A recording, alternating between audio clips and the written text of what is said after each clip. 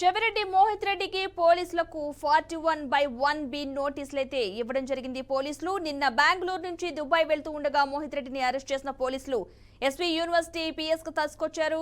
అక్కడ ఆయనకు నోటీసులు ఇచ్చి పంపించారు. పద్మావతి యూనివర్సిటీ ఆవరణలో చంద్రగిరి ఎమ్మెల్యే పులవర్తి నానిపై జరిగిన దాడిలో చెవిరెడ్డి మోహిత్ రెడ్డి 37వ నిందితుడిగా ఉన్నారు. కాగా ఈ కేసుతో తనకు సంబంధం లేదని, రాజకీయ కక్షతోనే తనను ఇబ్బంది పెట్టారని, ఇదంతా చేస్తున్నారని మోహిత్ రెడ్డి ఆరోపించారు.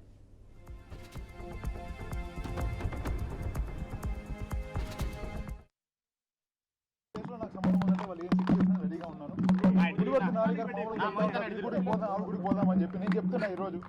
ఆ రోజు జరిగిన ఇన్సిడెంట్ నువ్వు కూడా కొట్ల అది అబద్ధం అని చెప్పి మీకు కూడా తెలుసు. మీకు స్విమ్స్ రిపోర్ట్లో స్విమ్స్ అనేది సాక్షాతం భగవంతుడు ఆధునంలో ఉండే ఒక సంస్థ. అలాంటి సంస్థలో మీకు ఒక చిన్న గాయం జరగలేదు, కారు మాత్రం కొట్టారని చెప్పి ఆ రోజు చెప్పడం జరిగింది. అలాంటప్పుడు మీరు ఈరోజు ఈ విధంగా నన్ను ఏదో హత్యాయుతం చేసి ఇంకోటి చేశారని చెప్పి తప్పుడు కేసులు పెట్టి క్యాప్టెన్ అంతా ఒక కేసు ద్వారా భయపెట్టాలనుకుంటున్నారు. తప్పకుండా కుదరదు అది.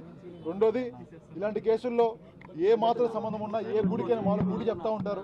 నేను చెప్తున్నా కాణిభాగం ప్రతి గుడి మేము దేవుణ్ణి నమ్మే వాళ్ళం, మేము కూడా భక్తులం. తప్పకుండా ఏ గుడికైనా సరే, ఈ గుడి కాదు ఆ గుడి కాదు, ఏ గుడికైనా సరే నేను ప్రమాణం చేయడానికి సిద్ధంగా ఉన్నా. ఆ రోజు మీ కార్ని కొట్టిన దాంట్లో నాకు సంబంధం ఉందని మీరు ప్రూవ్ చేస్తే దేనికైనా సిద్ధం, ఏ గుడికైనా ప్రమాణం చేయడానికి సిద్ధంగా ఉన్నా. తప్పకుండా మీరు కూడా మీకు నిజంగా చిత్తశుద్ధి ఉంది, మీరు చెప్పే ప్రెస్లో మీరు మాట్లాడే నిజమైతే మీరు కూడా మీకు ధైర్యం దమ్ముంటే గుడికి రాండి, మేము కూడా ప్రమాణం చేస్తాం. ఆ రోజు మీకు తెలిసిపోతుంది, మాకు తెలుస్తుంది మేము తప్పు చేసామా లేదా అని. కేసులో నాకు సంబంధం. మీరందరూ కూడా గమనించారు, ఒక కొత్త నాటకం. ఎంత దారుణం, దుర్మార్గం, అప్రజాస్వామికం అంటే ఈ ప్రజలు ఆశ్చర్యపోయే అంత దుర్మార్గమైనటువంటి ఆలోచన. ఆ రోజు మధ్యాహ్నం 2 గంటల నుంచి 14వ తారీఖు రాత్రి 9 గంటల వరకు మోహిత్ సాక్షాత్తు కలెక్టర్ గారు, జాయింట్ కలెక్టర్ గారు, జిల్లా ఎన్నికల అధికారులు, అబ్జర్వర్ల సమక్షంలో ఈవీఎం స్క్రూటినీ జరుగుతుంటే లోపల ఉన్నాడు. సీసీ ఫుటేజ్లో రికార్డ్ అయ్యింది. ఏమీ తెలియదు తనకి ఇక్కడ జరిగిన గొడవ కూడా. ముందు రోజు 18వ తేదీ రాత్రి కూచువారపల్లి అనే గ్రామంలో చంద్రగిరి మండలంలో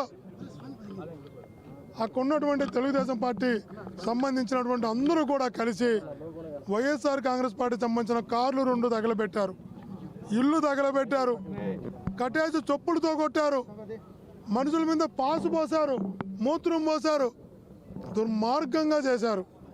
ఇంతవరకు ఒక్కరిని కూడా అరెస్ట్ చేయలేదు. 14వ తేదీ మధ్యాహ్నం 3 గంటలకు మొదటి నుంచి మేము చెప్తున్నాం, నాని గారి పైన దాడి జరగలేదు, నాని కారు పైన దాడి జరిగినట్టే ఉంది, అది వీడియోలు చెప్తున్నాయి అని. ఆ విషయాన్ని నేను ఎస్పీ గారికి కూడా మాట్లాడినప్పుడు గంట ముందు కూడా ముందు రోజు అక్కడ కార్లు దగ్ధం చేశారు, మూత్రం పోసారు, కొట్టారు. ఇక్కడ కూడా వాళ్ళ కార్లు ఏమన్నా డిస్టర్బ్ చేస్తారేమో, జాగ్రత్త చూసుకోమని చెప్పి నేను కూడా రిక్వెస్ట్ చేయడం కూడా జరిగింది. మీరందరూ కూడా గమనించారు, ఒక కొత్త నాటకం. ఎంత దారుణం, దుర్మార్గం, అప్రజాస్వామికం అంటే ఈ ప్రజలు ఆశ్చర్యపోయే అంత. మీరందరూ కూడా గమనించారు, ఒక కొత్త నాటకం. ఎంత దారుణం, దుర్మార్గం, అప్రజాస్వామికం అంటే ఈ ప్రజలు ఆశ్చర్యపోయే అంత దుర్మార్గమైనటువంటి ఆలోచన.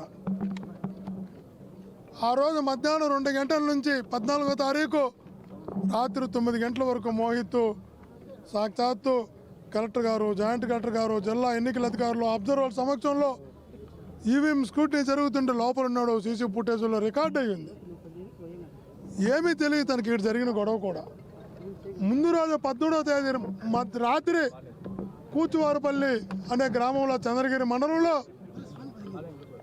అక్కడ ఉన్నటువంటి